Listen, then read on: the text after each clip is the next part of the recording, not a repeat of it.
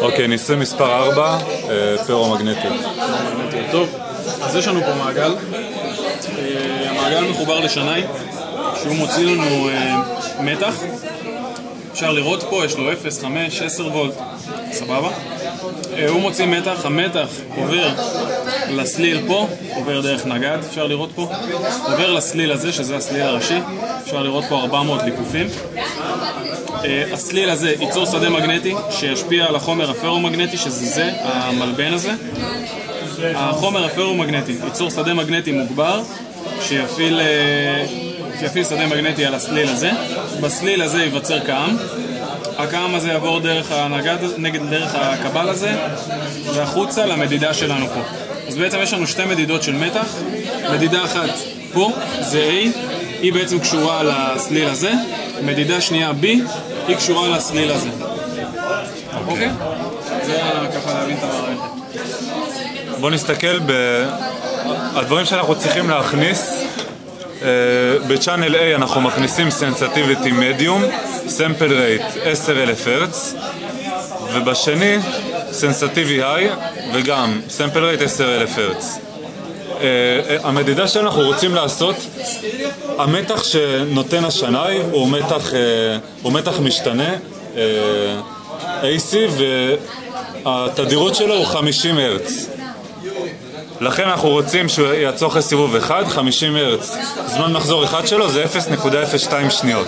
בעצם מחלקים שנייה ו50. כן. יפה. עכשיו אנחנו נכניס לגרף שתי נוסחאות. נוסחה אחת בציר ה-Y זה את הנוסחה הזאת. להסביר למה? כן, שתי שניות.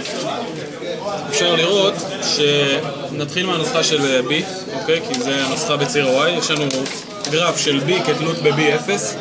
B זה השדה שנוצר על ידי החומר הפרומגנטי. B0 זה השדה שאנחנו יוצרים.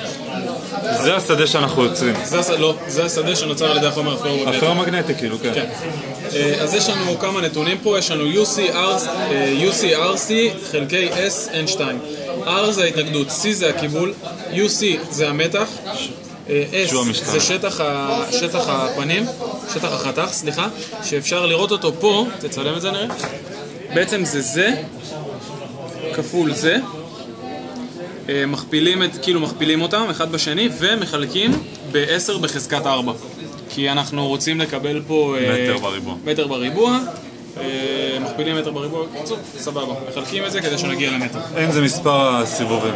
אין זה מספר הליפופים, חוץ מ-UC, חוץ מ-UC שהוא משתנה ו-S שצריך לחשב אותו, כל שאר הדברים פה הם קבועים שנתונים לנו. עכשיו נלך ל-B0, נראה איך B0 בנוי. B0 נתון לנו על ידי μ0 נתון N נתון I משתנה חלקי L. מה זה L? L זה האורך של כל הצלם הזה נראה להם פה, של כל החומר הפרומגנטי, שהוא הולך בעצם למדוד מהאמצע כקו, ככה, ככה, ככה וככה. בעצם זה קו, סבבה? מחברים את הכל ומקבלים את האורך. צריך להעביר אותו למטר, זה חשוב. הכנסנו את הנתונים ויצא לנו את הנוסחאות הבאות. ציר ה-Y שזה ה-B במעגל הזה זה 22.16 כפול U, ש-U זה המתח. ציר ה-X זה המספר הזה, 1.7 כפול 10 במינוס 3 כפול I. חשוב לדעת שציר ה-X זה במילי טסלה ולא בטסלה. מה שעכשיו נעשה, אנחנו ניקח את המקור מתח שלנו ונעשה מדידות מ-5 וולט עד 35 וולט. נתחיל מ-5 וולט ונעשה סטארט.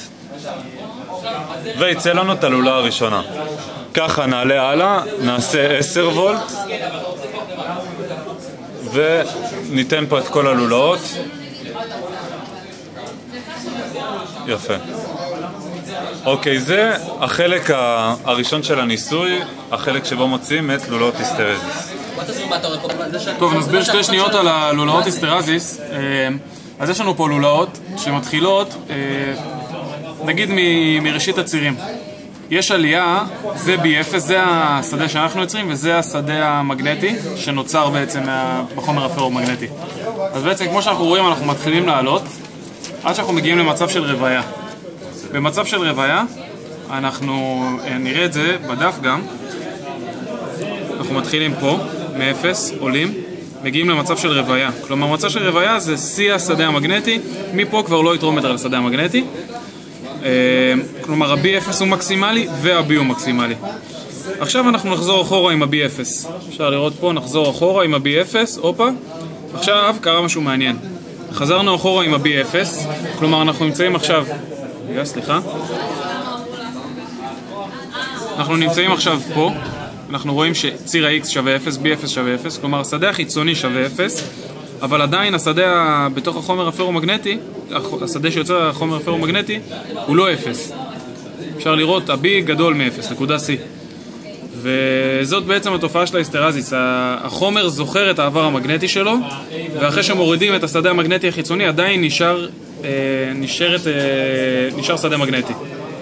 בשביל לאפס אותו, אנחנו נחזיר את השדה המגנטי החיצוני אחורה, כלומר ניתן שדה מגנטי שלילי בנקודה D פה, ואז הוא יתאפס, B שווה 0, זה הקטע של ההיסטרזיס.